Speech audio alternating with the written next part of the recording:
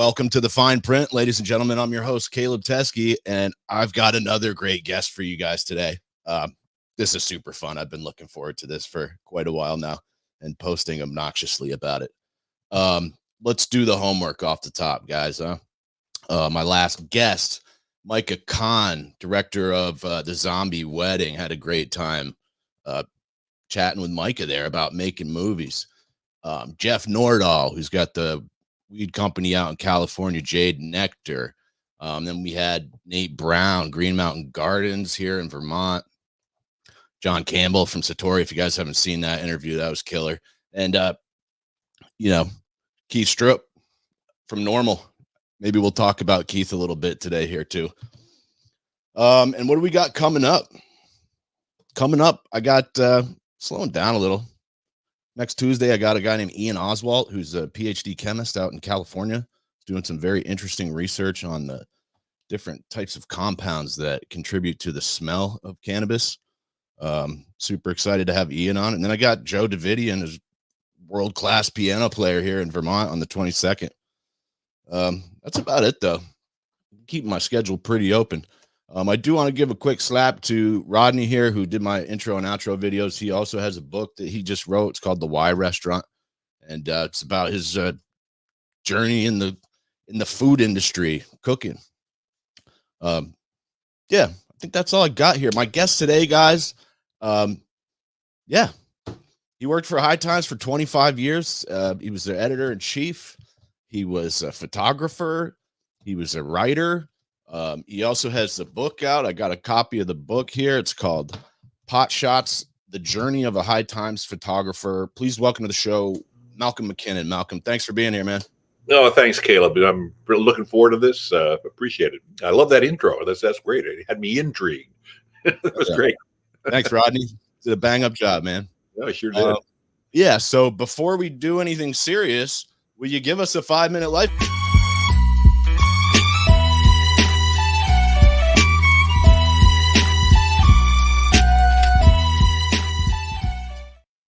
5-minute life story. You got it.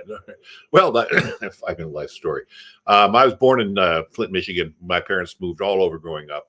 My dad was very ambitious, and he moved up the corporate ladder. I went to 8 different schools, 3 different high schools. Went to Marquette University, Catholic University, and went to University of Michigan. I started out as an actor. Went to New York City in 1976. Tried my hand as acting. I had a little bit of success. I'm a member of Actors Equity and Screen Actors Guild, did a couple commercials. I even had my own mime tour. But after a while, after I wasn't discovered, which was absolutely amazing to me that I wasn't discovered, I went into the fitness industry and I taught aerobics. And I was a very, very good aerobics teacher. I was part of the pro Reebok team, and I even traveled to Japan to teach aerobics, but that was not my life. Luckily for me, I was going nuts in the fitness industry. I couldn't believe that this had become my life. And so what happened is that I had a longtime friend named Peter Gorman, who was the senior editor at High Times at the time. And he asked if I'd like to photograph one of his stories, which I did. He recommended me, and I did my first story in 1991. For High Times magazine. It was a story about Quanah Parker, who brought peyote to the Native American church, went out to Oklahoma, and that's where my career got started. My first shot actually was in 1989. I did my first photograph in 1989. So when it comes down to it, I have been published in High Times magazine in 5 different decades: the 80s, 90s, the 00s, the 10s, and the 20s. I shot 40 covers, traveled over 1 million miles on assignment. I did so many wonderful things. High Times really gave me a wealth of experiences that I can never repay them for. I got involved in many Native American issues because the Lakota were growing hemp and the Navajo wanted to grow hemp. And so I was involved in those efforts as well. So I had a great career with High Times. And thank you for mentioning my book, Pot Shots, The Journey of a High Times Photographer. It covers my time with the magazine, and it covers the icons, the leaders, a lot of still life photographs in there, models, 330 photos in over 200 pages. So folks, if you want a great book, if you really want to learn about the cannabis industry, the way it really was, the way it was when we were all outlaws check out the book. Go to potshotsbook.com, potshotsbook.com. You can check it out. Woody Harrelson has endorsed it. Tommy Chong has. Tommy Chong wrote the foreword to the book. So I think it's a pretty well-received book so far. I put it out last Christmas, and this last year has been very, very gratifying. And I hope everybody continues to buy it. And I'll be, pushing it on social media over the next few months, especially toward Christmas. Yeah, so that's my story, Caleb, and I appreciate you having me on here. My pleasure, man. I'm glad we've been Facebook friends for a while, and I didn't notice your profile until I saw the post that led me to contacting you, which we will get to later. Sure. I wanted to also mention, it sounded like you did some journalism in college a little bit. Well, I had my minor was in journalism. I was on the Marquette University, Marquette Tribune. And so I did write for the university newspaper. Didn't really, get into writing again, though, until I went to High Times. When I was in the fitness industry, I was writing a little bit for some fitness magazines. But, I came to High Times as a photographer, and I realized that, I can write just as well as any of these guys on staff. So I realized if I wanted to see my photos in the magazine, it's going to help if I'm writing the stories. And that's how my career got started, man, because I loved making the magazine. I loved going on the road. I loved getting out of the office because High Times, is a very, highly creative place and so forth, a little bit political at times and a little bit, hair raising at times. So I was glad to get out on the road. And so, like I said, I traveled almost 1 million miles in the pursuit of assignments. And I interviewed celebrities of all kinds, saw all kinds of, gardens, obviously, saw some of the best pot in the world. Yeah. So that's my story. And it sounded like, if I recall, that you didn't really have any formal training as a photographer, and you were just like, hey, I want to do this. Well, I tell you, I was taking great shots with one of those old snapshot cameras, with 110 cartridge film. Probably you don't even know what that was, but I was taking, great shots that way. And my wife bought me a Canon AE1 for Christmas in 1983, and I just shot everything in sight. I did research by looking at magazines, reading photography books, learning about f-stops, all that kind of stuff. I never took a formal class, and I got better and better and better and better. But I'll tell you this much, I didn't really feel like I was a really good photographer until the 2000s, until I really realized I know what I'm doing. I think I can, every time I go out, I think I can get a great shot. That's how long it takes. I was very, very critical about my photography, and I'm very proud of it at this point. But I know some of those early shots, the art director of High Times certainly helped my photos along a great deal, the great Frank Max. And of course, Frank is no longer with the magazine because there is no High Times magazine right at this point in this lifetime of ours. Those of you who don't know, High Times has gone into receivership. The assets are being sold off. And unfortunately, this is the 50th anniversary of the magazine, and High Time is disintegrating. So, sad news. Oh man, I was going to save it till later to make people sad, but yeah. let's circle back to that. I was hoping maybe you'd tell us a little bit more about Peter Gorman, because it sounded like he was very instrumental in roping you into this whole operation. No, Peter was something else. He passed away 2 years ago. He was always an adventurer. He traveled on his own to India, to Mexico. He went on his own, and he submitted an article about ayahuasca. So they're one of the very first in the U.S. to High Times back in the 80s. They accepted it, and he started doing more articles. And in time, he became an editor with High Times and very, very influential. He did a lot of great stories for High Times. And when he left, he became an ayahuascadero, which means that he was leading ayahuasca expeditions in the Amazon. Now, he wasn't a fly-by-night guy that you hear about. This guy really knew his stuff.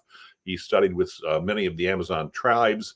He knew a great many of the curanderos down in the Amazon. So he was a very, very influential, as far as getting my career going. I mean, he was a great writer, and I was really, really pleased to work with him. I mean, we got to know each other back in the 70s, and so we were friends for decades. Like I say, he passed away last year. He got so many sicknesses down in the Amazon. I mean, he had dengue fever.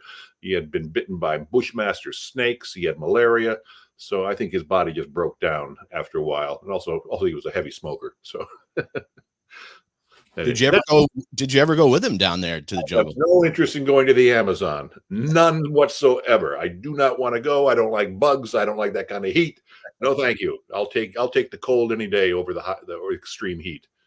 Yeah, no, Peter was great. I don't know why he did it, but that's what he wanted to do. He said either Africa or South America. I'm gonna South America's closer. I'll go there.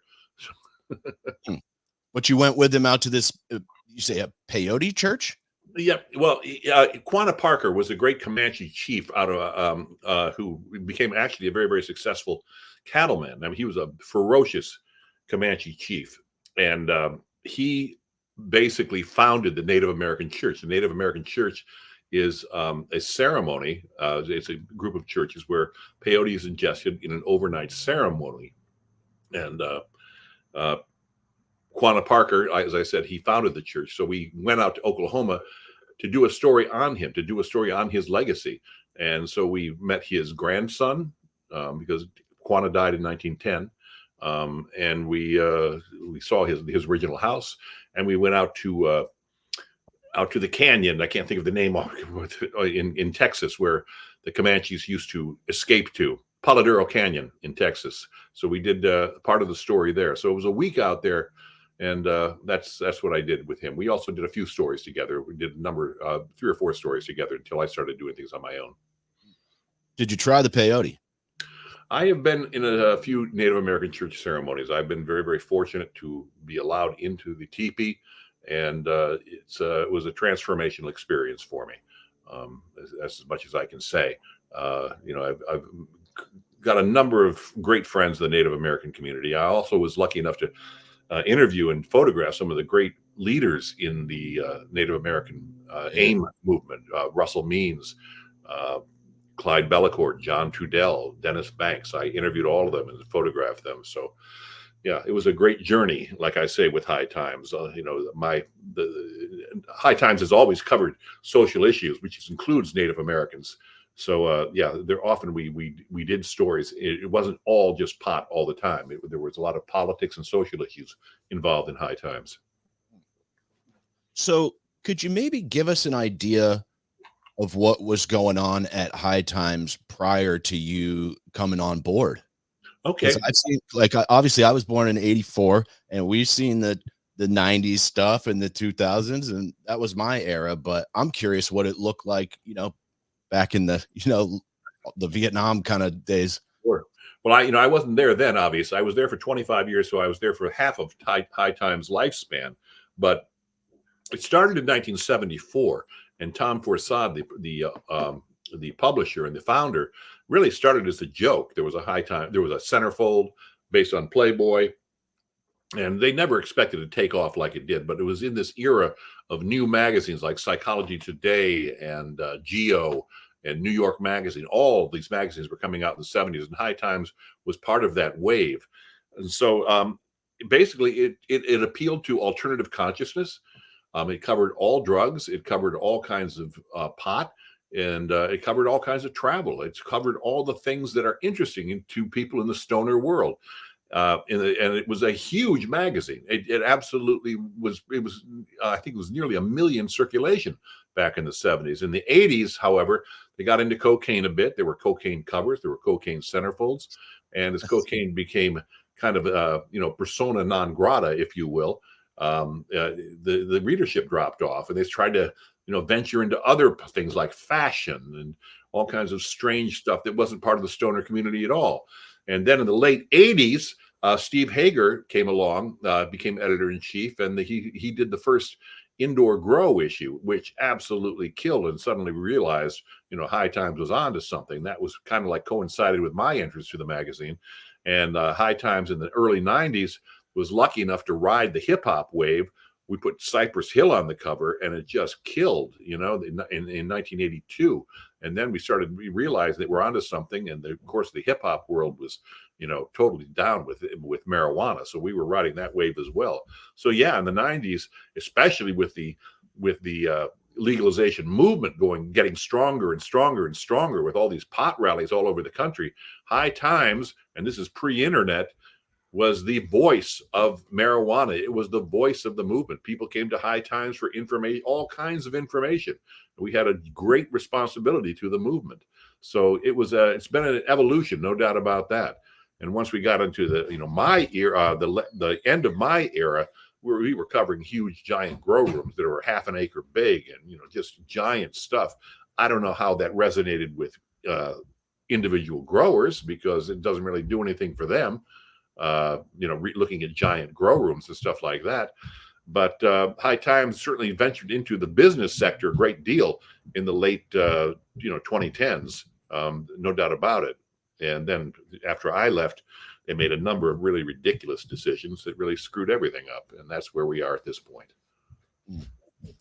Well, do you want to just do that part now? I was going to say that till later, but that is the reason I contacted you, because here I wrote a quote from you too. This was from the Facebook post. Oh boy. You wrote, you said, over the past 9 years, High Times has stumbled from failure to failure with no loss of enthusiasm for bad decision making. What a mess. I worked there for over a third of my life. Great memories, but the past is past. And hang on, I'm going to share that story that you posted real quick. If any of you guys want to read this, it's Green Market Report. High Times receiver returns to post, but with spending limits. Yeah, that was pretty bad stuff. I mean, I was in touch with the editor of Green Market Report, and she's doing a wonderful job of covering the demise of High Times.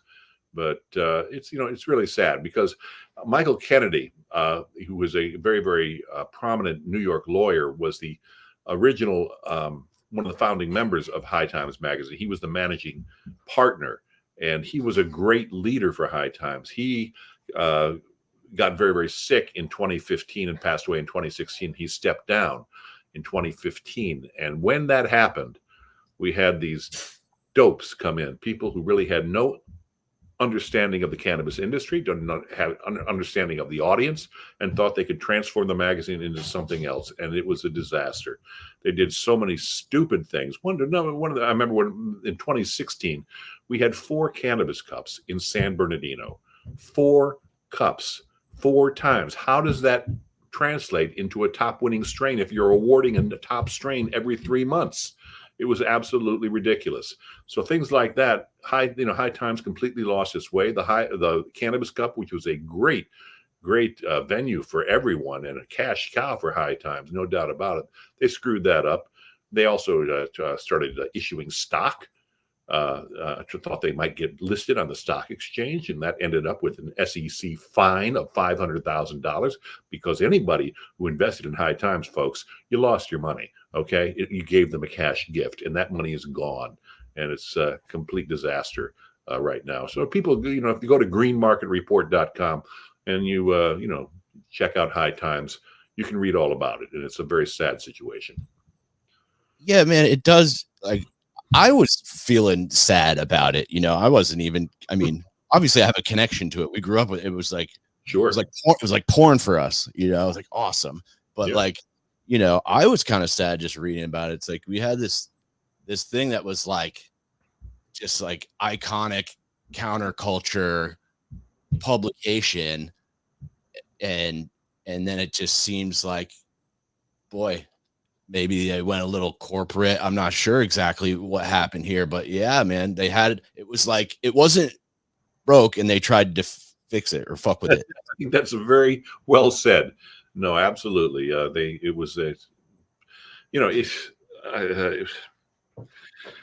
It's ridiculous. It's hard to talk about, because it was a good thing. I mean, the publishing industry has been diminishing over the past several years. People are not really buying magazines anymore. They're looking at their cell phones for the most part. That's where they're getting the news.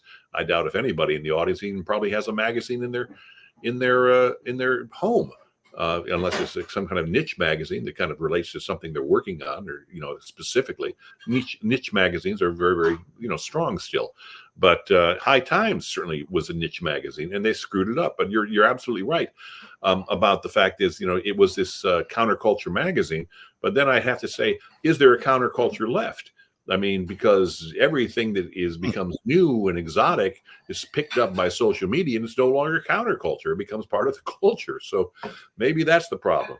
High Times never pivoted well when pot became legal. They never really took advantage of the situations the way they should have. And that's obvious. They thought they could just keep making money, getting into the dispensary business. Why a media company would get into the dispensary business is beyond me. Everybody knows how. I mean, anybody who's running a dispensary, I certainly interviewed hundreds of people. It's a difficult business. I mean, it's you are married to that. There is so much to worry about, and plus the ridiculous regulations that make it so difficult to even run the place. So that's what High Times decided to go into, and they lost everything. Those 280E tax codes are a bitch. Yeah, that was weird though that they opened dispensaries. I always was like, what? Okay. They just thought, the High Times name, everything they touched would just turn to gold. And that was the thing, High Times, one of the editors always called High Times the golden goose, and if it caught a sniffle, and that was what I was talking about earlier at High Times, heads would roll. The owners got angry. I mean, because this magazine made a lot of money. So if we had a bad issue that didn't do so well, somebody was going to have to answer for it. So part of the reason I always like to get out of the office to avoid those kind of conversations. Let me ask you, Malcolm, one thing I usually ask like people that have weed companies is like, I ask them, if you could rewrite all of the legislation and the regulations yourself, like what would you keep, what would you change, or what would you do different? So let me ask you that same question about like, if you were the CEO of High Times, what would you have done different? Or maybe they had some good ideas mixed in there too. Well, as far as cannabis is concerned about legalization, I've always been along with Jack Herer, the great Jack Herer, who is basically the granddaddy of the modern hemp movement, well, not modern marijuana movement. Take all the harnesses off, let it grow. I mean, for God's sake, we don't track every single ounce of corn or wheat or anything like that. I would really like to see it just grown everywhere and just have the stigma taken off. I'd like to see it grow, see it available in roadside stands in New England, along with the tomatoes and with the native corn and tomatoes. That's what I think it should be. I think, if somebody wants to grow it just like corn or anything else, grow it. Let's take the stigma away. And of course, a lot of people have jumped in because the stigma they think is gone, but it's still there. And that's why we have such horrible regulations, because the politicians don't even understand the innate value of cannabis. So we go round and round in this circle. But the fact is, more than anything, what I remember is just that the outlaw status of pot is gone. It's gone forever. And so that's why we've had so many shady people get into the industry and declare themselves even worse. They call themselves pioneers. They've been in the industry for 3 or 4 years. And you're like, are you kidding me? Really? Were you there on the front lines? Were you ever arrested? Did you ever sneak around and smoke pot? Did you ever do anything for the movement? Did you ever do anything for legalization? And most people have not,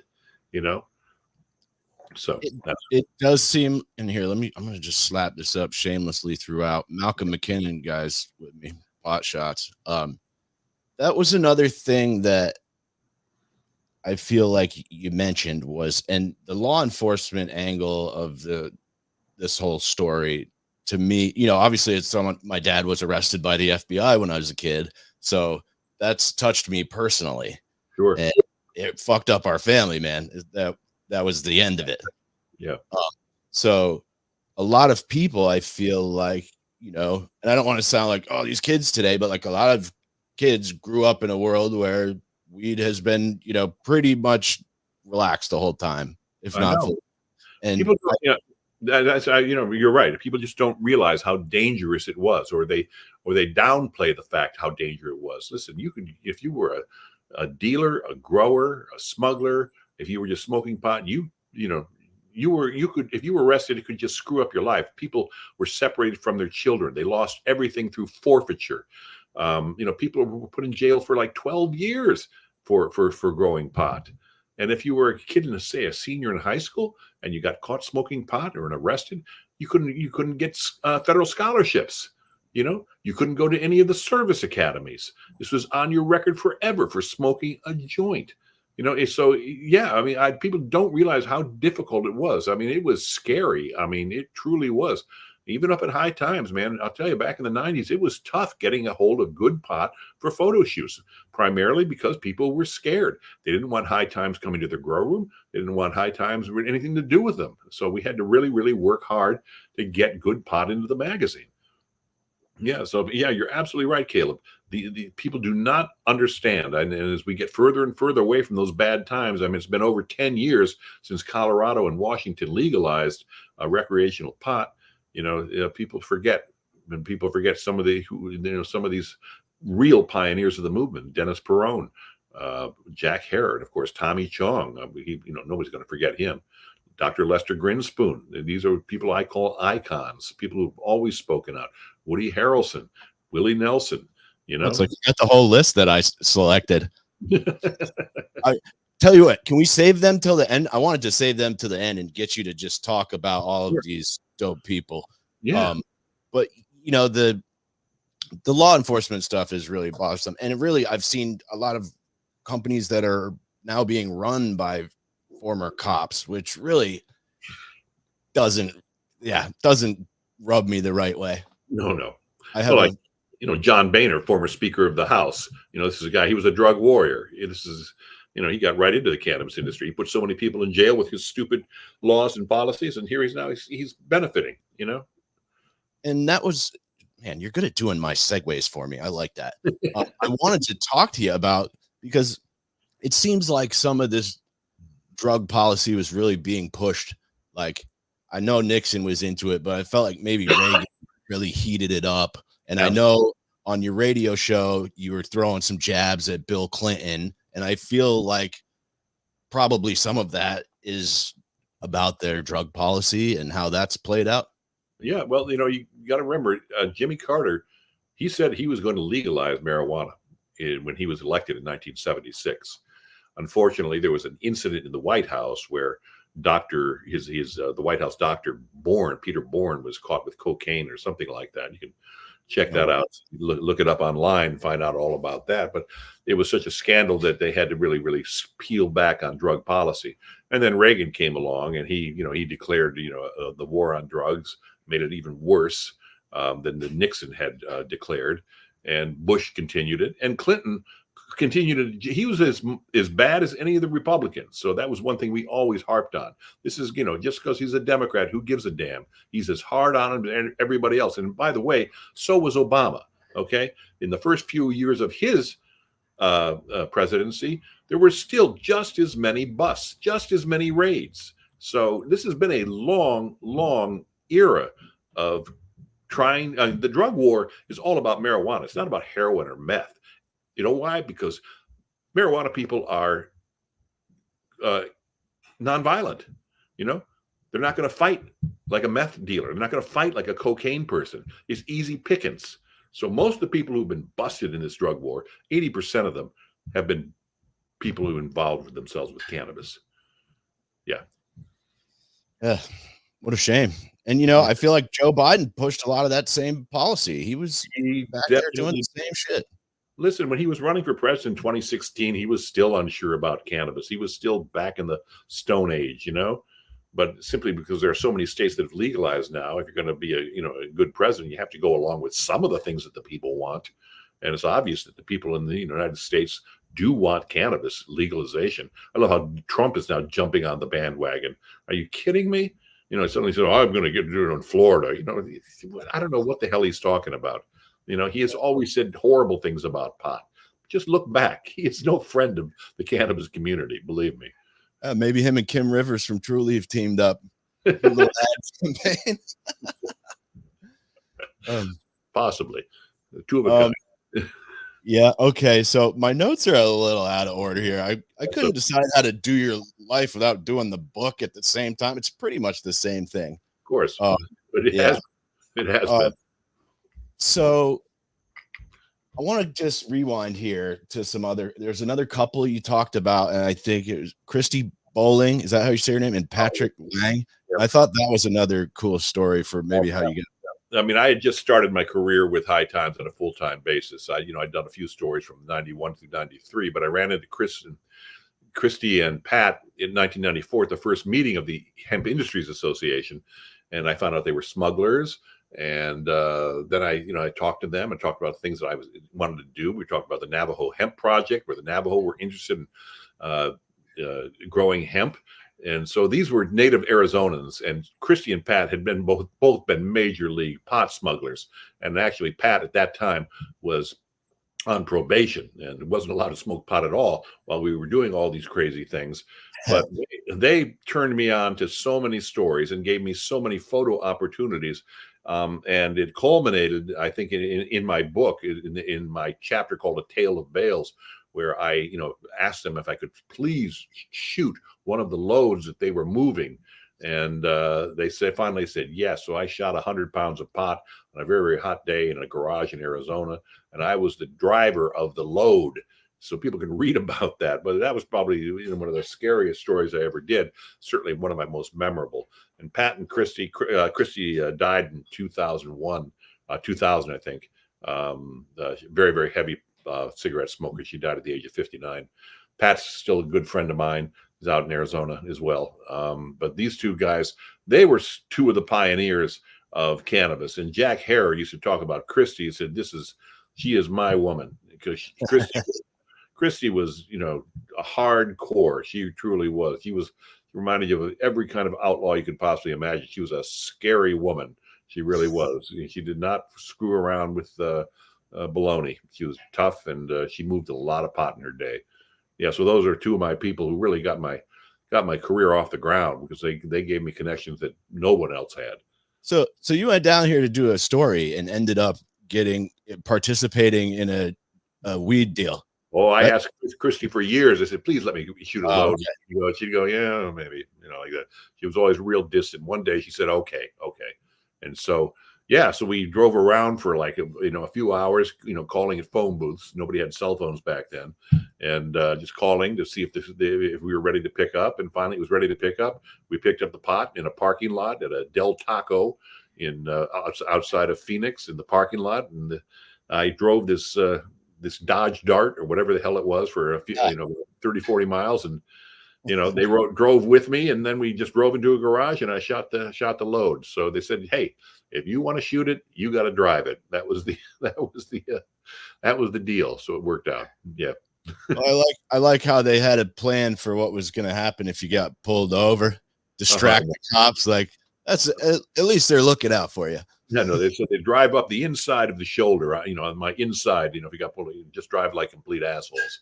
And, the cops would probably follow them, and we'll figure it out later. I said, okay, sounds like a good plan. Do it live. Fuck it. Do it live. Let me ask you this, because this has happened to me a couple times. When I first started getting into journalism, nobody really knew what I was doing. I didn't even know what I was doing. But like a couple people thought I was a cop. Mm-hmm.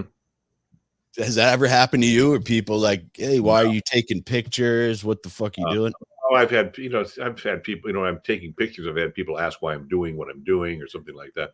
No, most times when I'm shooting cannabis of any kind, there's, it's all been set up and nobody's asking me in any particular way like that. I've been in, for example, I remember being up in Canada and going to one of their, what do you call it? It's just a place where you can go in and smoke. It's just, they have these little places where you can take your own pot and smoke. It's like a convivial little place. And so I was taking shots at this place, and some guy in the place started yelling at me and screaming at me, how dare you take photos? Even though I was the owners invited me in, this guy got all bent out of shape. And I said, you must be one of those people. I said, do you know who I think I am? Because he was screaming, yelling, and no one else cared in the whole place. But he was just, making a scene. No, I haven't really had any problem. Nobody's ever thought I was a cop. That's for sure. I got a couple of weird people staring at me sideways, like, all right. Glad that never happened to you. It's uncomfortable. Like, yeah. No, I say no, and if you don't believe me, you're not going to believe me anyway. So, no. Exactly. All right. So cool. Now I'm gonna rewind. Where we got the radio show? That's what I wanted to ask about before we do the rest of these stories. Tell us about that. And thanks for sending me the CDs, by the way. That was super fun to listen to. Yeah, well, there was really this was pre-internet. Once again, we started doing the High Times radio show called High in the Air back in 1997. My radio name was Callum Francis, and the reason I did that was because Malcolm MacKinnon is a little bit harder to say than Callum Francis on the air. It was simple as that. And so Callum is actually Gaelic for Malcolm, and Francis is my middle name, so it all worked out. But yeah, anyway, this was a very highly produced radio show, and as I said, pre-internet. So we were on college radio station and alternative music stations, and we did extremely well. A very highly produced show. The engineer had previously worked with Howard Stern. So we interviewed all the icons from Dennis Perone, Jack Herr, Tommy Chong. We did all kinds of comedy. So we did a number of shows, and I don't know. I guess the owners just didn't feel like it was going anywhere, and we just said, "Can you give it some time, please?"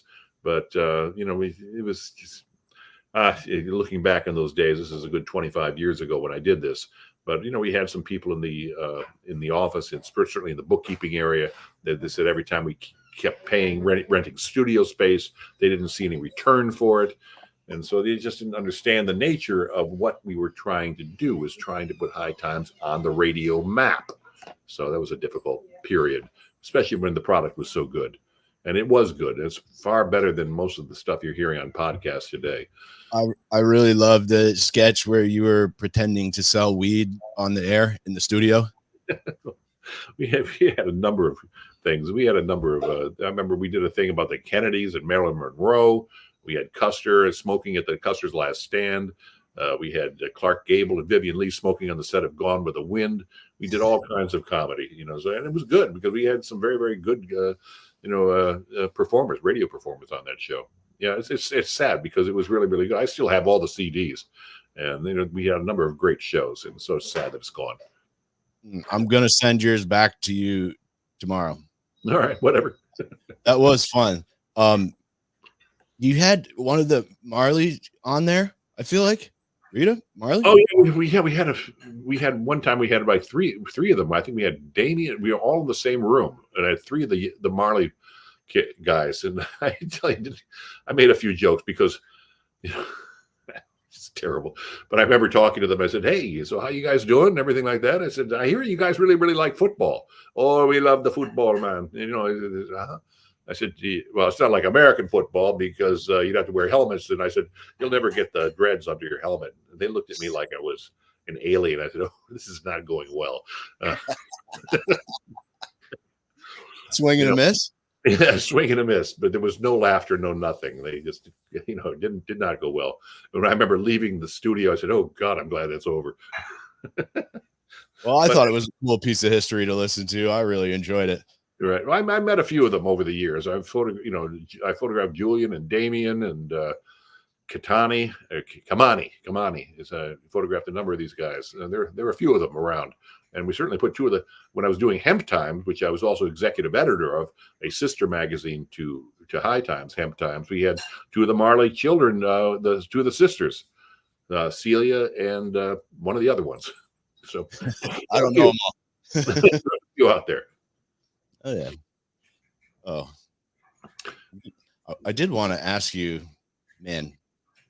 You kind of did the next segue too about Hemp Times, but yeah. I had this other story. I'm gonna go a little bit like chronologically through the book, like the story about Arizona tax stamps for cannabis. My God, that was so great. Tell me about that. I've never heard of that. This is something that just people don't realize this happened. It's almost 30 years ago.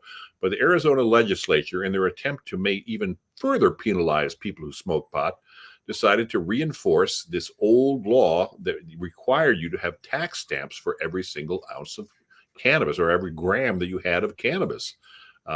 So they wanted to use this in order to fine somebody who was convicted even further for not having the proper tax stamps. So anyway, the head of NORML out there, Peter, I can't think of his name off the top of my head. He was busted, and he went to court with his pot license and with the tax stamps, saying, "Look, I paid for these. I paid for this so I could legally hold this." And the judge said, "Well, the tax is already a punitive measure, so you can't. Busting you would be a matter of double jeopardy." So he let him go. suddenly it looked like pot was legal. So everybody started buying cannabis licenses and buying the stamps in order to, so they would carry as many stamps for as much pot as they had. And all hell broke loose. Everybody was doing. Suddenly pot was legal in Arizona. So at the Super Bowl, people intended to sell pot outside the stadium. So I went there to cover this. And Jesus, it really, really did happen. And at one point, one of the state troopers, even, one of the guys who was selling pot put an NFL logo sticker on his license and said, "This is sanctioned by the NFL." So they actually parted the crowd for him a little bit so he could sell this pot openly outside the Super Bowl. It was wild. So I shot a whole bunch of pot outside the stadium the day before the game, up on a parking structure. And so if you look at the book, you can see Super Bowl 30 XXX, and that's where I was. That's when that happened. Thank you so much. Peter Wilson was his name. Peter Wilson. That's right. Another man who also passed on. So many people have passed on. It's sad. It really is. All the people that I worked with and knew. Yeah. Yeah, that was reading stories like that is frustrating. So many, though. So many. Especially, I was on the Pine Ridge Reservation when the Lakota started the Lakota Hemp Project, and that was really, really exciting. Unfortunately, for 3 consecutive years, the feds moved in and raided the plants and seized them. Unfortunately, when they seized the plants and dragged them away, they left seeds all over the land. So right now in Pine Ridge, or in that area especially of Pine Ridge, a big Indian reservation, there is wild hemp growing in a number of places, thanks to the feds. Good job, guys. I mean, it was a huge operation, probably cost $500,000 to bust the Indians. The DEA, the FBI, and tribal police were involved. It was a South Dakota drug task force, probably cost $500,000. And what did they do? Took all the pot and left the seeds there. They grow more weed. Yeah. With tax dollars at work. So that was super interesting. Did it say that happened like multiple years in a row? Where they years in a row? I mean, the Lakota were very, very adamant. They were going to continue to grow regardless of what the government said. So 3 years in a row. The first year that they were raided, they came in with weapons and helicopters, as if with SWAT teams. The second year, the Lakota turned around. Alex White Plume and his family gave them donuts. And the third year, after the third year, they had an injunction slapped on them, and so they weren't allowed to grow at all. They went to federal court, and they lost there. But now in 2015, that was lifted, and now they can legally grow on the reservation. There are dispensaries on the Pine Ridge Reservation up in South Dakota. So I was involved in that as well. So I mean, people can read about this in the book, and you can read all about some of these things that have happened that people are not even aware of any longer. So it's sad. This is our history. This is the cannabis history. And it sounded like the natives had their own rules in place, and maybe even the states at some point which said this was going to be legal. Absolutely. Well, the Lakota passed a tribal ordinance in 2000, which opened the door for it. So 2 plots were grown on the Pine Ridge Reservation. They were both raided, and that was interesting because on the same day they were raided, Woody Harrelson, who had tried to grow 4 seeds, who planted 4 seeds of hemp in Kentucky, which in 1996, that took 4 years to go through the courts. And on the day that he was acquitted by a jury in Kentucky, the feds raided the Pine Ridge Reservation for the hemp. And that is no coincidence. They wanted to show that, you may think it's legal, but it's not. And that was very, very clear with those actions.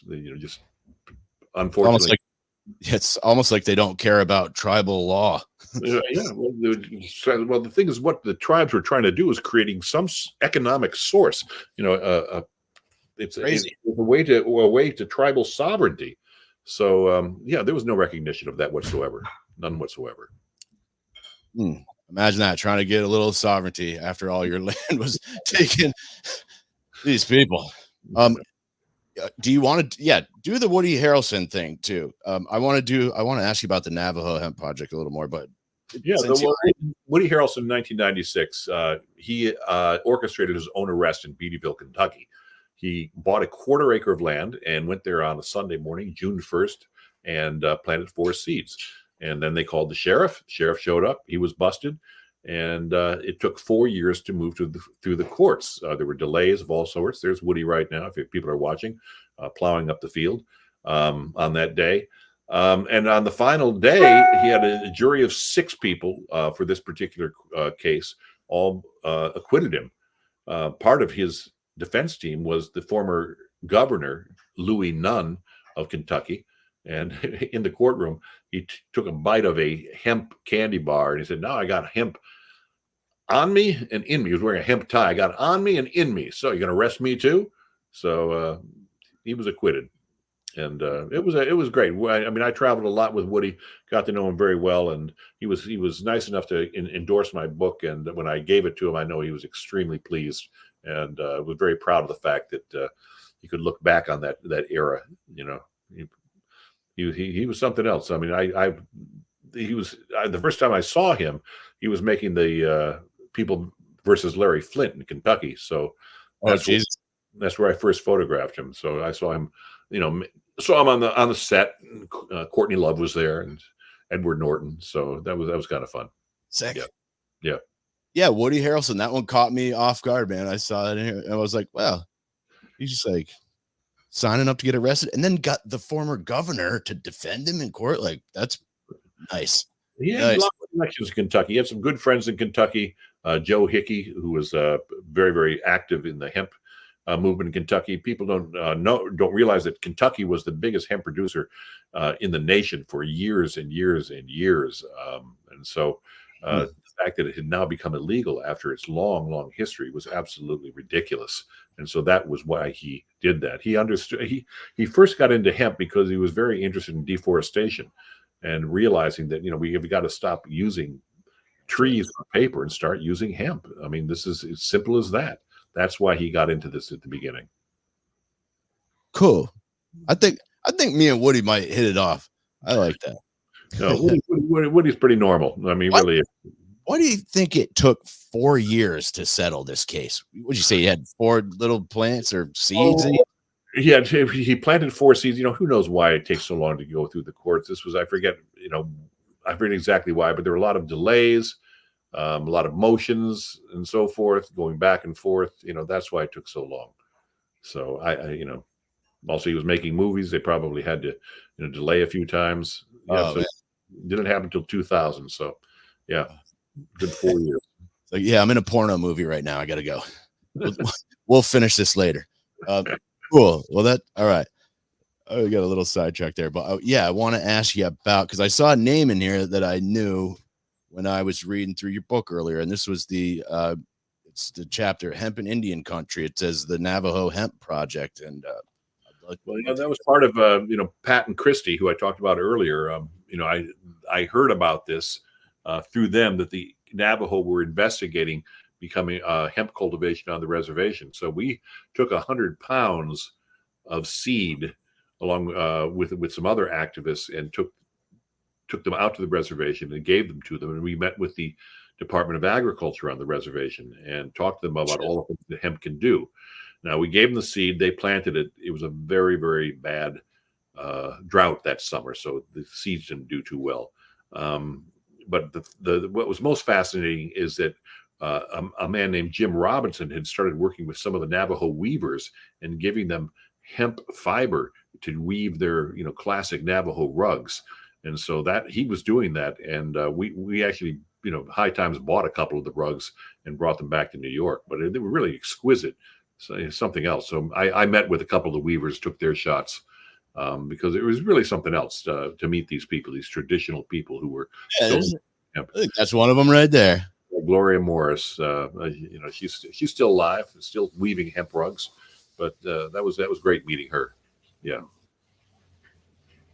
You got a good memory, Malcolm. I was hoping you would. So, and then there was the Navajo Hemp Project, and then there was another one with a similar name, the Lakota Hemp Project. Oh, Lakota Hemp. I talked about that earlier. That was the Alex Whiteplume was probably he was the leader for years of that. And so they like I said, they grew for 3 consecutive years, 2000 through 2002, and they continue to grow. Sorry, I got a little out of place. That's okay. Cool. And when you told me on the phone the first time we talked about this connection that you have with the Native American community, I figured there's just so much overlap there with the cannabis community and agriculture in general. So this must have been like right up your alley. That was great. It truly was. I mean, the thing is, they were so enthusiastic about it. And, the one thing I learned dealing with the Indians, they really like smoking pot, especially the Lakota. They really do. I mean, just as much as anybody else. And, I would, anytime I showed up in Pine Ridge, they would, hey, Malcolm, give me some of that, give me some of that good medicine. It was great. Listen, I had so many experiences due to High Times because I, so actively worked with the Native American stories, and because High Times also covered social issues. When I interviewed people like Russell Means and Dennis Banks and Clyde Bellecourt, all these people, they were naturals for the magazine. So I sought these people out because not only because I wanted them for my own portfolio, because I was fascinated talking to these historic figures. So, working with the Native American community, which I've done for the last 30 years at this point, and I have a whole website devoted to it, nativeamericanphotography.com. People can check that out. It's been very, very gratifying toward me, and I continue to do it, still seeking out that those kind of stories and those kind of people, because they have a very interesting story to tell, and they have a culture that is, sometimes romanticized. But there are tremendous problems on the Native American reservations. But there's a lot of beauty as well, and so I've never been a photographer who looks for bleak scenes. I try to show the beauty of what's going on, show the beauty of pot, show the beauty of landscapes. I'm not one of these people who likes to shoot depressing scenes. I remember when 9/11 occurred, my mom called me, "You're not going down there to shoot, are you?" I said, "No way. Are you?" First of all, I'm traumatized as it is, but I'm not going to go down and shoot this terrible, terrible scene. So that's not what I do. There's so much beauty. Pine Ridge Reservation is a difficult place to live. There's a lot of poverty, a lot of terrible social issues, but it's a beautiful place, and there are beautiful people really making a difference on the reservation. So that's my feeling about my work with Native American communities. Yeah, Native American photography. Yeah, and of course Leonard Peltier. Leonard Peltier, for people who may not know, has been in prison for 46 years for a shootout on the Pine Ridge Reservation where 2 FBI agents were killed. People can read about this easily, or if you want to just go to YouTube and read, download Incident at Oglala. It's free. Check it out. You can find out what went down on Pine Ridge Reservation in 1975. Leonard Peltier took the rap for this. He's absolutely innocent. So many presidents have refused to pardon him. He's a very old man at this point. So I visited him in prison.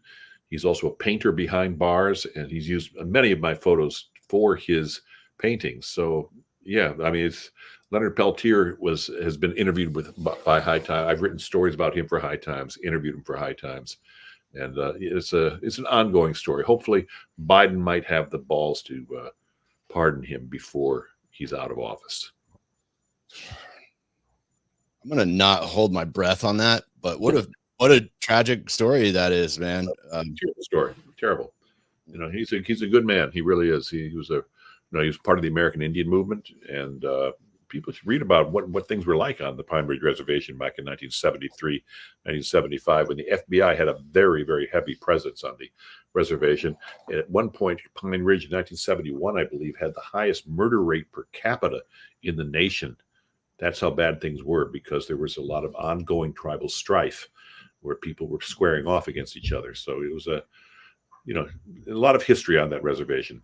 It's I would call it, what do you call it? A historic PTSD. That's what it is. Trauma. Yep. I'm with Malcolm MacKinnon. Pot Shots is the book, guys. The Journey of a High Times Photographer.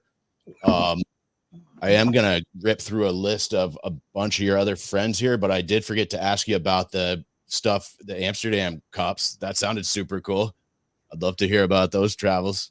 Well, I'll tell you, that was always great. We missed so many Thanksgivings home. I miss so many Thanksgivings at home because of the Cannabis Cup is always held during the Thanksgiving week. And the Cannabis Cup, I think, was really very, very much responsible for amplifying the legalization movement in America, because all these thousands of people would come over to the Cannabis Cup and see what real tolerance is like. You know, they could sit in a coffee shop and smoke a joint and not worry about getting busted. They saw how tolerant the Dutch people were toward cannabis, toward all kinds of drugs. So it was a fantastic experience, in meeting all the Dutch entrepreneurs, all the people who were doing tremendous work. These were also true pioneers. Ben Dronkers, Werner Bruning, Jesus, so many people who were responsible for really putting pot on the map in Europe. You know, Amsterdam was so far ahead of the rest of Europe and the United States. Unfortunately, there has been a turnaround there. I mean, the Christian Democrats have, tried to crack down on coffee shops. You can only, go into a coffee shop if you're Dutch, apparently. So things have, gone backwards in Amsterdam, but in the United States, things are, still moving forward. So it's, that's, sad, but thank God we're moving forward at least. But Amsterdam was great. It's a great city. The people are wonderful.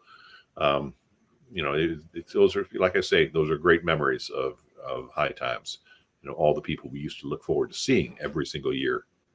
Yeah, it looked like you had maybe one or two people that had started some of the first coffee shops over there. Oh, sure. Yeah. I mean, the Mellow Yellow, that was Werner Bruning. He was the first one, started Mellow Yellow. Yeah, he was one of the first. Ben Dronkers, he's founded the Sensi Seeds, the Sensi Cafe, the Sensi Hash Museum. He's a multimillionaire from all that. But, people always say, geez, well, he's a multimillionaire. Yeah, he's been busted about 30 times too, but he put his life on the line. And, I have nothing against people making money off cannabis, as long as they, keep our ideals front and center and not make it all about greed, which is really what it's become in so many ways. This is what High Times became. Thought they could corner the whole cannabis movement in some way. They thought, they became arrogant about it. That's it's hubris. They felt they couldn't, we have the name and we can never do anything wrong, so. That's exactly how I feel about it, man. It's a level of greed. I don't know. For me, smoking weed was always about like being with your friends and sharing and love and shit. And it feels like all of that is just being sucked out by hedge funds and private equity guys who don't know anything about the culture or the plant and don't care. And I also don't have a problem with making money, but when I don't know, for some reason in the weed industry, it feels different, and I fucking hate it. Yeah, I know. We know if your heart's in the right place, and you'll have a real problem with these people, who are doing things like True Leave and, it's just a story. I don't know where things will go in the next 10, 15 years. That's why I say take all the harnesses off. Let pot, lose its stigma, lose its value. Its real value is how it can help people, especially people who are suffering medically.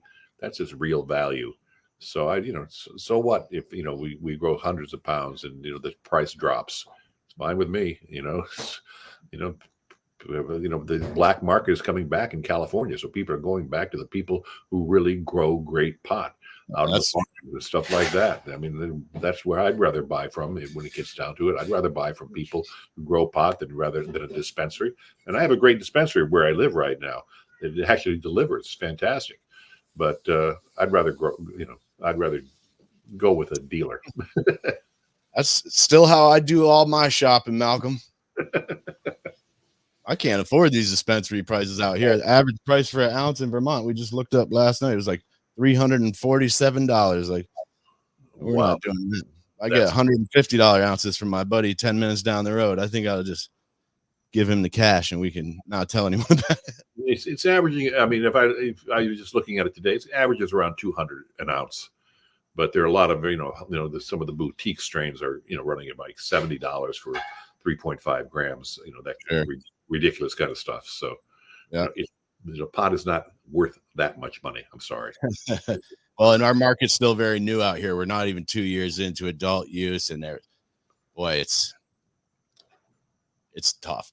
I'm just not giving you 50, 60 bucks for an eighth, really, ever. My guys are right up there with some nice outdoor. I know how he grows it. He's a super nice guy. It's not going to blow your mind, but it's a good price and it tastes good. And I'll do that all day. Cool. So I'm going to run down a list of some of your people here. Okay. Because I've noticed right off the bat in the book that you a few people, and I don't know if I should do Chong first since he wrote the foreword, or if I should do the first guy first. Let's do the first guy first, Malcolm. Tell us about this guy, please. So I met Jack for the first time in 1994. He was at the Hemp Industries Association, and I photographed him for the first time there. Wrote a story about the formation of the Hemp Industry Association, which Jack was very, very instrumental insofar as he insisted that they put in some kind of mission statement that included legalization of cannabis, especially recreational cannabis, but they resisted that.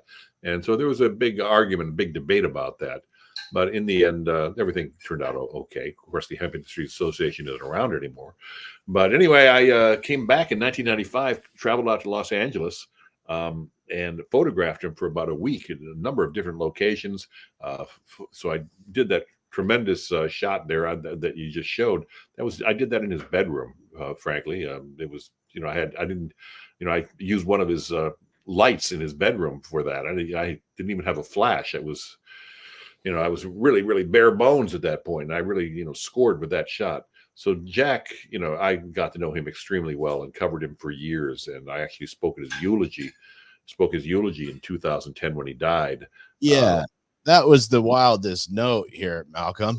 Yeah, I was his family asked me if I would, and I, along with Gatewood Galbraith and Chris Conrad and a couple other people, we eulogized Jack. Jack gave. I remember saying at the eulogy, I said, "Jack, thank you for giving me a career." That's a little bit hyperbolic, but at the same time, when I shot Jack for the cover. And he was on the cover. It was the biggest seller that we had in about 15, 20 years. And that's the truth. 1995, April. It just sold off the hook. That's how big Jack Herer was at that point in his life. Do you remember what you said in the eulogy? Oh, I just talked about Jack the first time I met him at the Hemp Industries Association, and I talked about how he challenged these people. Like he wanted the whole plant to be legal, not just hemp, not just medical marijuana. He wanted all legal. He wanted all the harnesses off. He didn't want any of this government regulation.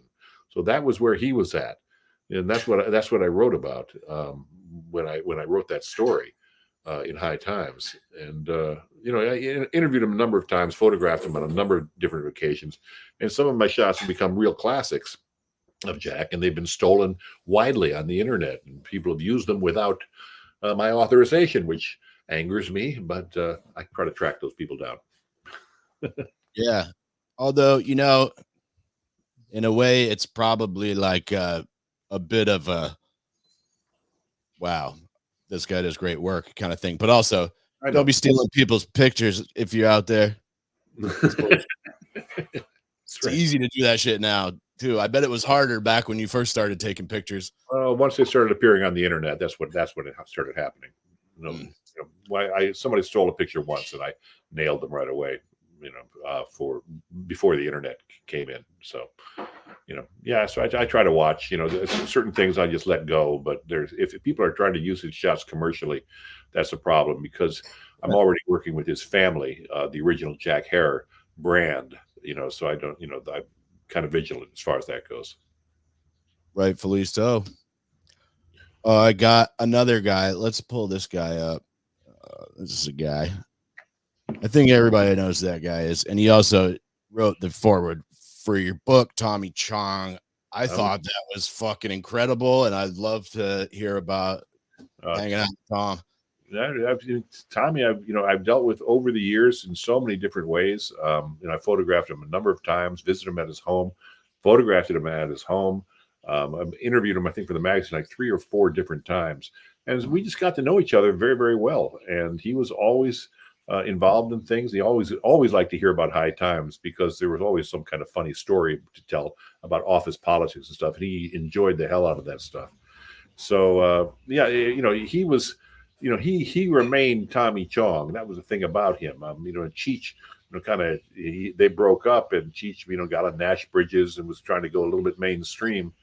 But Tommy was always real, and he always wanted to get back together. And when they did in 2008, I went out there to L.A. and shot them together at their press conference, and shot them for the cover of High Times, and that was huge. I knew it would sell well. I mean, it's Cheech and Chong getting back together.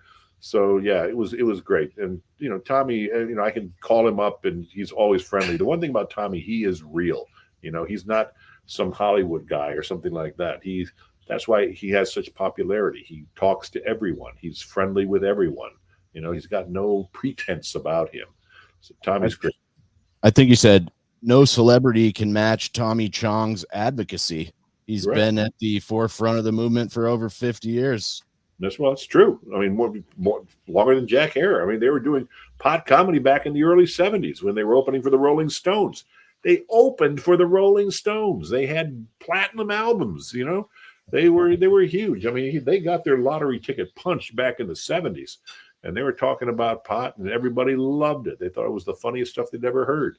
And Tommy always talked about, pot is harmless. He's always been that way. When he got prostate cancer, he continued to smoke, continued to use it medically, and he was very outspoken about it. So, yeah, he's about 83, 84 years old, still going strong, still showing up at events. Everybody I know in the movement has a picture of themselves with Tommy. Well, I got to get in there then. So here, what I'm going to do is slap myself up, because I thought this was fucking hilarious here. You got this picture. Right here. How did it do it? Yeah. Well, Tommy was set to go to jail. He was busted in 2004 during Operation Headhunter and Operation. Anyway, there were 2 operations that were set up by the U.S. Marshals, where they went after people, businesses, head shops that were selling bongs over state lines, which apparently is illegal per a 1996 Supreme Court ruling, 1994, I believe. Where all paraphernalia, bongs and stuff like that is illegal. So he was swept up in this raid, Operation Pipe Dreams and Operation Headhunter. So he was busted along with 57 other people. Tommy was the only one who was sent to jail. He was sent to jail for 10 months for manufacturing bongs. So it was absolutely ridiculous. So right before he went to prison, I met him out in L.A. and we were always fooling around and said, "Hey, Tommy, let me take a shot of you like this." Behind these bars, we were on a staircase, and he said, "Oh yeah, that's great. Let's do that." So we did that. Took a shot. When I got back to New York, he said he called me. He said, "Don't use the shot. Don't use the shot." I said, "Why?" He said, "I can't make a joke out of this whole thing. I mean, I can't do this as I'm getting sentenced or anything like that. Make it some kind of joke out of it." I said, all right. So the shot was never run. He got jail anyway. So he said, "Oh well, I can't make a joke out of it." Like, come on, if anyone can, it's definitely Tommy Chong. Yeah, no, that was a bummer. That did seem super ridiculous. Yeah, well, his lawyer told him don't let them run that shot. So I ran it here, and Tommy talks about that in the foreword that he wrote for me. He said, "You took this great shot." That's why okay, I'll run it. Got to use it for something. Yeah, absolutely. That's awesome. All right, let's go on to the next guy. Dennis Perrone. Dennis Perrone is the father of medical marijuana. He and Jack are equal in my eyes as far as being pioneers of the legalization movement. Dennis was one of the biggest pot dealers in San Francisco for a long, long time. He actually had a market where people could come in and just test all kinds of pot. So he was gay, and he was part of gay politics in San Francisco. And one thing about the gay community is they were very, very astute politically, and Dennis was especially. So he was able to use his political uh, knack in order to move things forward in San Francisco. He got a number of city ordinances in place that allowed people who were suffering from AIDS to use marijuana, and he really championed medical marijuana. That it was good for all kinds of things. He said that all marijuana smoking is medical. That was his big line, and and I think that's true, because why do we smoke? We don't smoke to get high. We smoke to feel good. We smoke to. Oh shit! Oh, Hang we on. got a smoke alarm here. That isn't me. It'll go off in a second. This is great radio here. Thank you. Oh wait, that was you? I thought that was me. Holy shit! I took the smoke alarm out of the studio. I was like, wow, it got out in the hallway. Damn. Okay. Oh man. My lovely wife is cooking over there. No, you're good. That was fucking hilarious. I'm glad it wasn't me. Yeah. So Dennis Perone, he like I said, so he opened the San Francisco Compassion Club, the first I don't know, we would call it a dispensary. It was a compassion club where people would come and get pot and smoke it. So he was instrumental. He was in getting California to be the first state to pass legal medical marijuana. That happened in 1996, Prop 13. So, or Prop 215, one of the other, 215, I think. Yeah, Prop 215. So he was, like I say, one of the founders, one of the real pioneers of legalization. He passed away, I think, in 2011, 2017, 18. Yeah, another guy who's passed away. And of course, I feel like everybody you've talked about is dead now. I'm like, geez. Yeah, it's been a long time. I mean, like I said, I took my first photo for High Times in 1989. Became a part-timer, became full-time in 1992. And I mean, there's a lot of people that I've met over the years, a lot of people in this book who have passed away from there's so many people. Stephen Gaskin, Bob, so many, I don't want to go through it. Too many people. That's okay. I don't want to make you I'm with Malcolm MacKinnon Pot Shots. We're gonna run through I got a few. Yeah, definitely that one. And this is a guy I talked to his son at one point. Yeah, Dr. Lester Greenspoon. He was, he gave the marijuana movement, just unassailable credibility, because he was a Harvard medical professor in the Department of Medicine at Harvard. And he wrote 2 books on marijuana. He started doing research on marijuana. He was negative toward it. And he wanted to go into further analysis of it, because he wanted to really warn people off it. But once he started doing research, he realized that there was nothing wrong with cannabis, that we've been sold a bill of goods, that the government was lying. So he wrote 2 great books, Marijuana Reconsidered, and something I can't remember the names of these things. I have a great memory, but I can't remember everything right off the top of my head like this. But Dr. Lester Greenspoon, I shot him a couple of times. Shot him when he was at his retirement community in 2014. That's where I took that shot. And he had never posed with cannabis before. And I asked him if he would. And he said, yeah, sure, why not? So he's holding a big jar of marijuana there on a bench in the little little courtyard of his retirement community. Really one of the nicest men you'd ever want to meet. Just charming as hell. And you know what I found? I went to engineering school. I went to Worcester Polytech down in Mass. I knew some Harvard kids. The Harvard kids like to smoke weed too, man. Nerds love smoking weed. I don't know if I don't know any walk of life where somebody isn't smoking. I don't know anybody. Maybe airline pilots, because they have to be tested. But it's like the other book, Seeing Through the Smoke. What's this other one? Free Refills. I think that's a doctor confronts his addiction. Right. That's you. Oh no, sorry. That's from Peter. I looked up Peter, not Lester. I was trying to find out the other book, but Peter's also writing some books. All right. I fucked that one up a little bit. Let's I'd really love to hear more about your lawyer. Was it Michael Kennedy? Yeah, Michael Kennedy, like I said, he was good friends with Tom Forsad when they started the magazine. So he was one of the founding partners of the magazine. So Mike, I'm guessing, let me just, sorry to interrupt you, but I'm guessing that this dude probably had to do a lot of keeping your asses out of trouble. oh yeah, he Yeah. did it all the time. There were a number of efforts on the part of the government to shut High Times down. One was Green Merchant, where the government started subpoenaing UPS records to find out who had bought hydroponic equipment. They were finding out this by going to the companies that were listed in High Times magazine, and they were going to the homes of people who ordered this equipment and investigating, what are you growing here? It was basically marijuana McCarthyism. If you order this, then you must be growing pot. So a lot of people got busted with this. So they were targeting our advertisers, and it almost killed the magazine.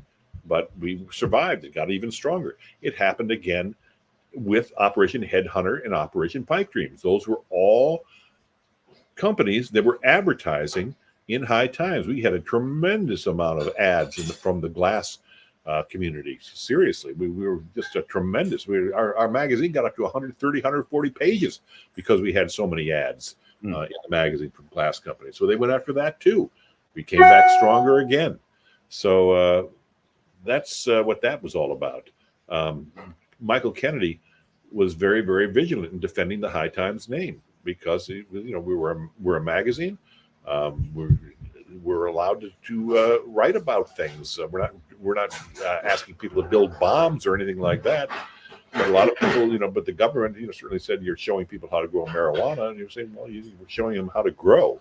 Basically, that's all there is to it. These are all. Go ahead. Didn't you also say he was a lawyer for the Black Panthers or something? A lawyer for Black Panthers. He was a lawyer for the American Indian movement. He defended Fred Hampton, one of the Black Panthers. Also, he defended the Weathermen. He was Fred Hampton's lawyer. Yeah, and he also defended the Weathermen, who were, domestic terrorists when you get down to it. But he was always on that radical side. He was always considered a radical lawyer, along the lines of William Kunstler, somebody like that. That's what Michael Kennedy was. Very, very well known in New York City as a very, very powerful lawyer. And he was a nice guy too. But you didn't cross Michael, that's for sure. I suspect you'd probably want a lawyer like that. Who will, absolutely. Yeah, hold you accountable for your bullshit and make sure shit doesn't go off the rails. Yeah, Michael was very, very outspoken too. I mean, he was always on camera and doing great interviews and so forth. He was a tremendous speaker. He was a very, very distinguished guy who could speak very well in front of the court and elsewhere. So yeah, he was a tremendous influence on the magazine, and the loss of his leadership was when the demise of High Times began. The first domino. Okay. Yeah. Let me ask you about Keith Stroop. I don't have his picture up here, but I saw him in your book, and I had Keith on my show a few months ago and had a nice chat with him.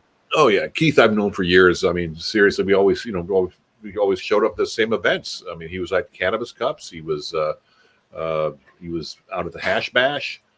He was always a great speaker. He was always part of our panels at Cannabis Cups. So I got to know Keith just because I was there all the time, and we rode in the car together a few times. We drove places together. I went down to Washington, interviewed him for the radio show down in Washington, along with Alan St. Pierre. So yeah, I got to know Keith back in the mid '90s, and we still stay in touch. I know he's still a good friend. Yeah, Keith is great. Another person who was considered really one of the guys who was one of the stalwarts of the cannabis legalization movement. So many people like that. Everybody. Remember what Christie used to say. Everybody is able to do what they can in their own way. There's no one way to be an activist. Keith worked through normal. Other people worked grassroots. Other people, were dealers and growers or entrepreneurs, shop owners. And I always said the people who, run head shops, man, those are full-time activists. because you have got to defend your business and your livelihood every single day, not just at a rally, So that goes for hemp, the early hemp companies as well. They were educating the public every single day. Yeah. And having to go in and educate the legislators and the regulators that have no fucking clue what they're talking about, in my opinion. And no interest either. No real interest. I mean, because all they're thinking about is getting reelected. Like, how far off the limb do I go with this? Do I, without looking like a radical or something like that? They didn't, basically, they didn't really want to hear from the cannabis movement. It took a lot of patience on the part of activists to go out to meet with politicians and to get them to move in any kind of way. It does take patience, man. I've gone in there just as a journalist and watched other people who are going in there to try to push for better regulations. And man, it's hard for me to sit there watching. I'm like, these guys just don't care. They don't care. You're coming in with the same complaints constantly, and there's no movement. I'm like, I'm frustrated for you. Anyway, I'm gonna keep it moving here. I got it. Oh, this is one that just kind of tickled my teenage funny bone here. Wow. Well, Kevin Smith and Jason Mewes. I shot Kevin Smith on the West Coast with that big bowl of pot in his backyard in Los Angeles, and it was for the opening of Jay and Silent Bob's Strike Back. So I went then I went back on the East Coast. I shot Jason Mewes in that position. Then the art director, Frank Max, put Jason on his shoulder. And so I shot that. So you can see that pretty good, right? So that was something else. I remember Kevin Smith asking me, is this stuff real? And I looked at him and I said, yeah, Kevin, this ain't Hollywood. This is real.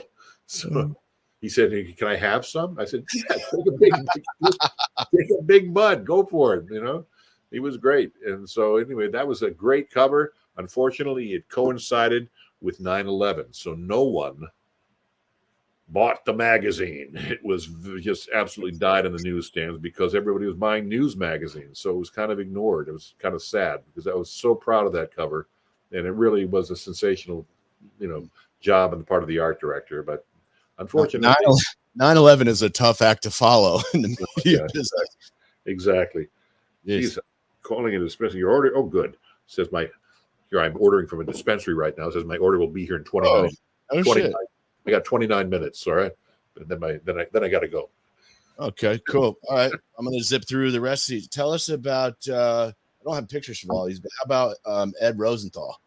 Ed I knew it. He's a mercurial kind of presence. He could be very, very contrary a lot of the times. He was always a little bit rambunctious. I was his editor for a while, and working with Ed was always problematic. We've gotten to be better friends over the years, but he should be in the Hall of Fame of growers. He's number one. He's the first inductee. He's amazing. He's taught so many people how to grow, and Ed believes he's the only person who could teach anybody how to grow. He believes he is the one and only. That's Ed. I prefer Jorge Cervantes, who was also our cultivation editor for years at High Times. He's a very, very nice guy, very pleasant, and he's got so much great material out there, including the Cannabis Encyclopedia. So yeah, Jorge and Ed are the two top players in my estimation. Yeah. Cool. All right, I'm gonna rip through. I got a few more. Tell us about this woman. This is great because it's Mariana Montoya. She died a few years back. She was 98 years old, had never been in her pot field. She was the grandmother of Michael Stetler, who ran Marisol Therapeutics in Pueblo. And Michael, I did a lot of work with Michael in Pueblo because he had great dispensaries. He had huge outdoor fields. He had 6 greenhouses, just giant greenhouses, just mammoth operations. So I was out there a lot. So his grandmother came out. She'd never seen a pot field. She came out there. She was, not very, very, couldn't see very well, but she got right up to the plant, and I was right behind her and took that shot. It's one of my favorite ones. I'm glad you like it too. Every time I put that up on Facebook, people just go nuts over it. They just love it. I bet you didn't think I'd pick that one out, huh? But I love that shit. That's great. Great. I want to, just in case we run out of time, I want to ask you about the last story. Sound like you said maybe you went and bought the first weed in Colorado when it became legal. I have the receipt is in the book. People can see that. Yeah, that's big stuff. In 2014, January 1st was the first day the pot was you were able to buy it over the counter in Colorado. It was the first state where you could buy recreational pot over the counter in the United States. So on New Year's Eve, I flew out to Colorado, to Pueblo, went to Denver, drove down there, and the next day I showed up at Marisol Therapeutics in Pueblo, and at 7:59, I said, "Okay, let's ring this up, a quarter ounce of great knee high, great strain." And so as soon as 8 o'clock was punched in, it hit. We punched that in, and I have the receipt at 8 o'clock in the morning. I was the first person to buy legal pot in Colorado, which makes me the first person to buy legal recreational pot in the United States. Now, I'm sure that there were other first-time buyers. There probably were, but I have the receipt, and it says 8 o'clock. There's no seconds after. It's 8 o'clock. Bang. So I'm first. I am number one. All right. Anybody can prove otherwise. Bring it on. Yeah.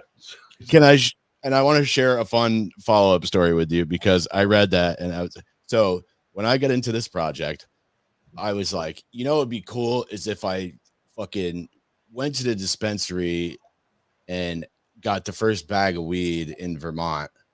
And it turns out the owner of that dispensary, Josh and Anna McDuff, have been on my show multiple times. Great people. And so I was like, you know what?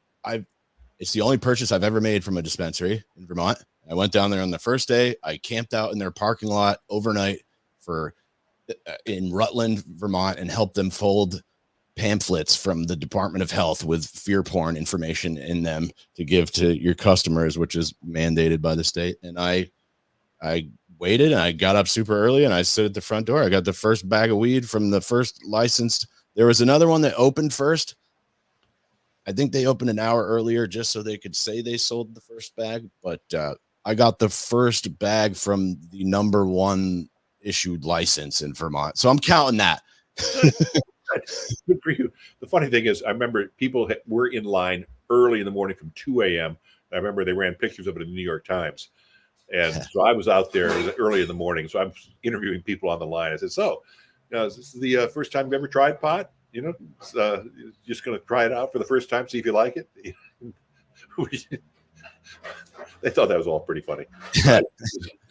So, no, everybody was there. But I couldn't believe it. At 2 a.m., you're out there in line in Pueblo, Colorado on January 1st. Ouch.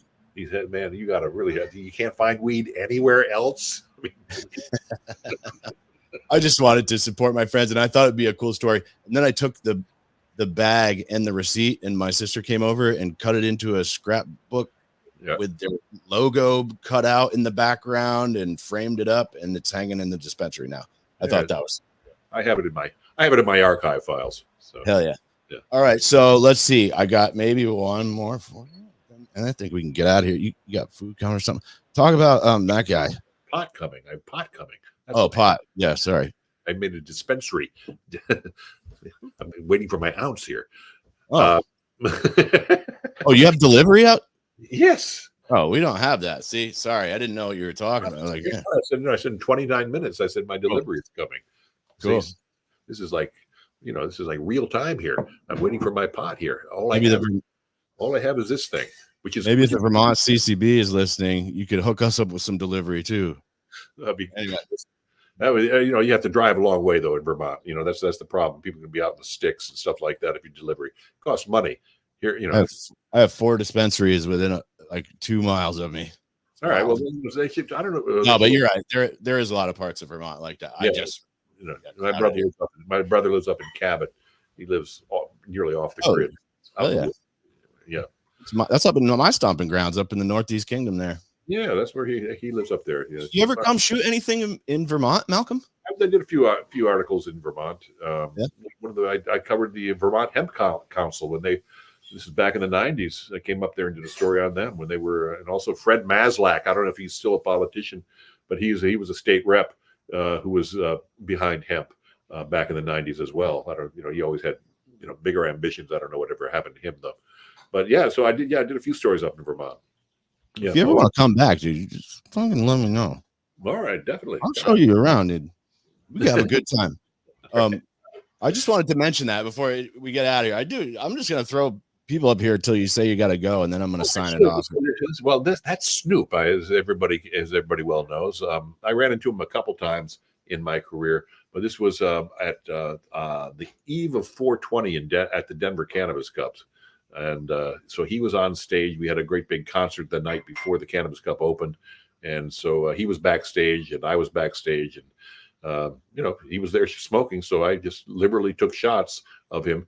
And I interviewed him as well for the Cannabis Cup. He just said, he wasn't coming to the cup itself, but gave me a nice little video interview. But he's always pleasant, And Michael Kennedy basically wanted to meet him. I was backstage. Michael Kennedy was there, wanted to smoke a joint with Snoop. So got a whole set of shots of Michael Kennedy smoking with Snoop. So, nice. Yeah. How about the Cypress Hill guys? I was a little jealous when I found out that you got to kick it with those guys. I've been a big Cypress Hill fan for as long as I've been smoking weed, pretty much. Yeah, I mean, I shot Be Real a few times. Went to his house in San Fernando Valley and photographed him. I believe that's in the book. Yeah, Be Real is, he's always been a very, very articulate presence in cannabis for the hip hop movement. I think probably one of the most outspoken stars, along with Redman, guys like that, who have spoken out very, very eloquently about pot. And Be Real has been great. I mean, he's been there from the beginning. He's been a pot activist for over 30 years. And, we gave him the Stoner of the Year award. I presented it to him on stage. Oh, shit.